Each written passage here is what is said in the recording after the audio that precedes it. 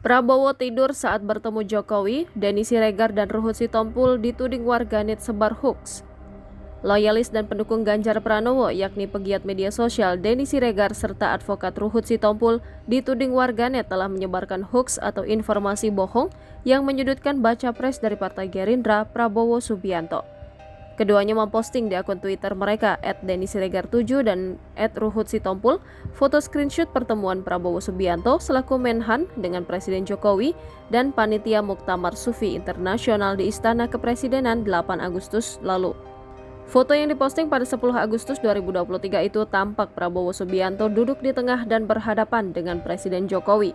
Wajah Prabowo dilingkari warna hijau, Prabowo kelihatan menunduk namun digambarkan seolah-olah sedang tidur.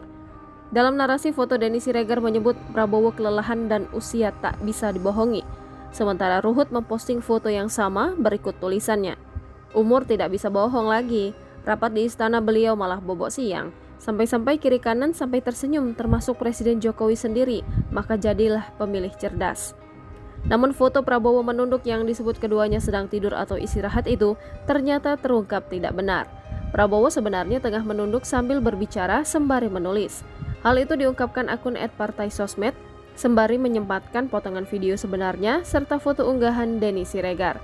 Sementara di postingan Denny Siregar, sejumlah warganet juga mengecam informasi hoax yang dibagikan Denny Siregar.